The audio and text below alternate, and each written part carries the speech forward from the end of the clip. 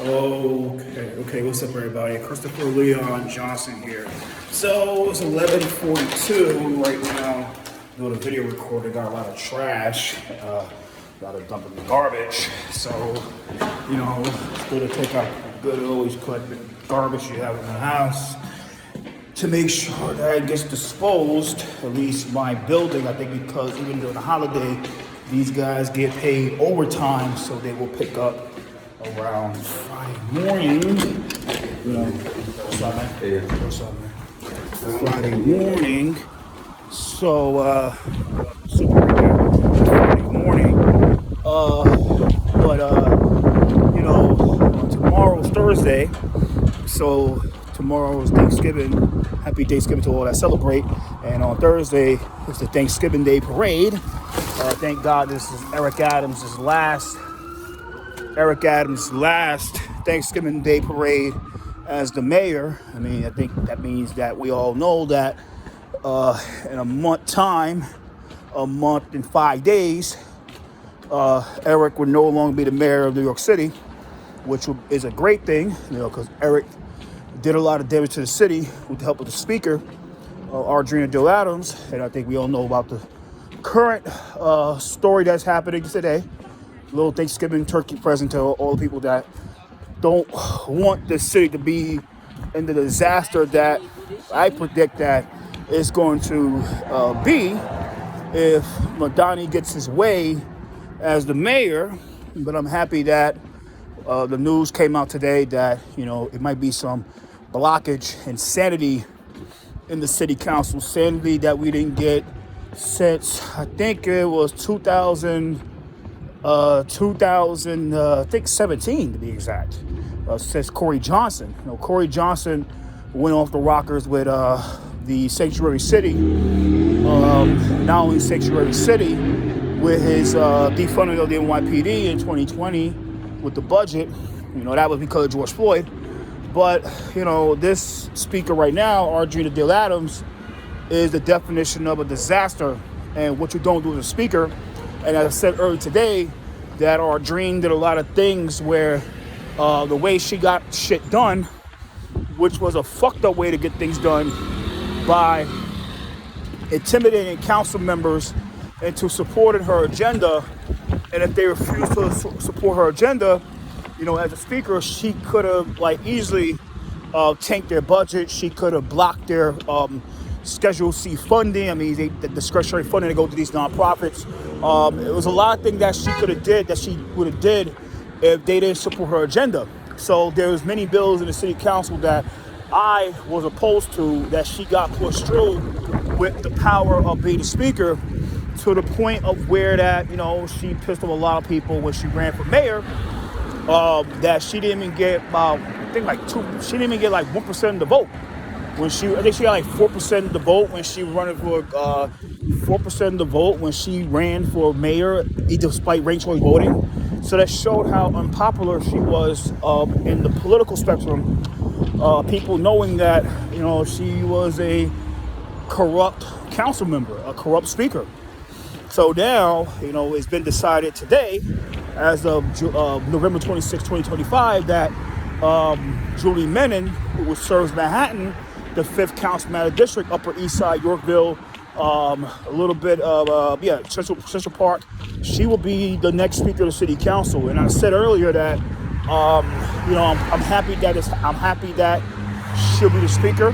I know that, look, she's a flawed human being. She's a flawed politician, like a lot of them are. She's not perfect, but I'm against certain things that she was for. But I give her the credit to where that she got a lot of things done as a council member, and you got to give her credit for that. You got to give Julie Menon the credit for getting shit done as a council member in record time. I know that we're only in November. Anything could happen, and anything could happen in fucking a month and change. And like I told people before that, and I'm doubling down, and I said I'm ready to fight the Working Families Party and all their minions if they dare to try to get in the way of Julie Menon become the speaker, because it's going to happen. Because I saw the names of the people that are not backing Julie Menon for Speaker, which is about, I think it's about 12 members of the Progressive Caucus. They have a lot of influence in the city council, and those are the people that Anna Marie Archila and Jasmine Grippier, who are the co-executive directors of the New York Working Families Party, they can get to help lobby and intimidate and threaten the members that, to really flip their support from Julie Menon to Crystal Hudson. I saw the post that Hudson put today, and I think she really didn't concede.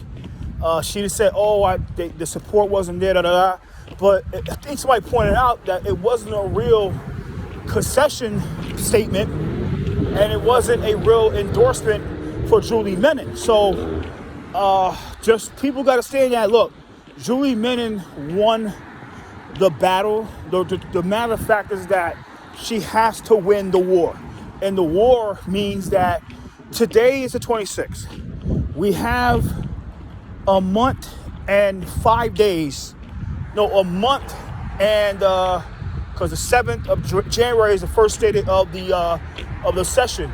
We have a month and 11 days to make sure she has a month and 11 days to make sure that that support she has is secured. It's secured enough.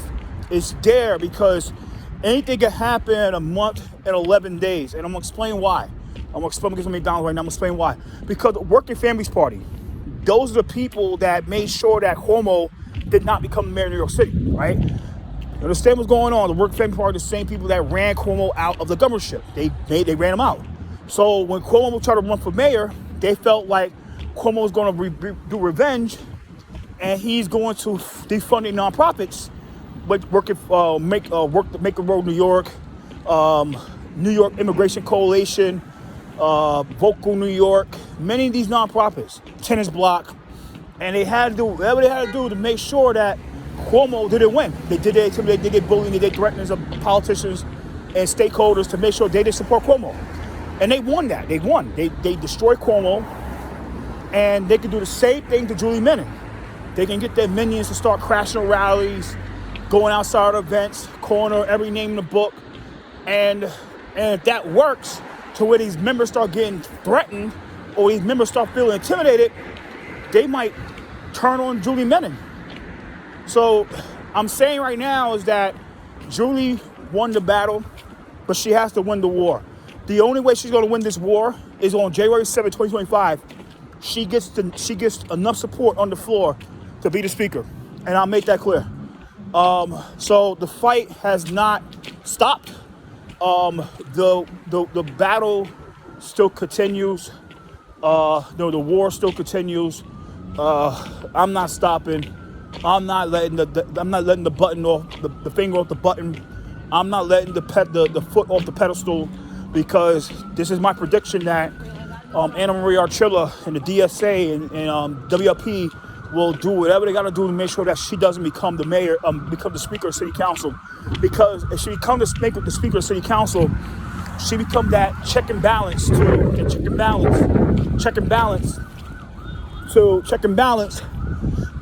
real check and balance to Madani. And Madani has a plan, and they know that Julie Menon will be in that way of that plan. And the plan for Madani is to continue what Eric has done when he was mayor pre-indictment phase. And that's what Zoran was going to do. What Zoran Madani is going to do. He's going to continue with the hell that Eric did before he got indicted. So, look at that. So that's why I'm here to make sure. Like I said, I'm proud of Julie Menon for winning that. I'm proud of Julie Menon for winning the speaker, getting the support to be the speaker, because we need that check and balance in the city council. We need it again. We don't need a speaker that was the biggest dick rider to Eric Adams, like Arjune Adams, who was corrupt, who was using that position to threaten members into supporting her agenda. And if they did it, they would got destroyed. They would have lost everything. And you got to stand that if you don't get enough money and support for your district, you can be voted out. So she will And she knows that. She knows that, look, Audrey will walk out knowing that she was a shitty speaker, that she got nothing really done. She pissed everybody off in the process. And, it's just what it is. So fuck Arjuna Adams. Shout out Julie Menon and anybody with Hudson. So take care. Later. And enjoy your day.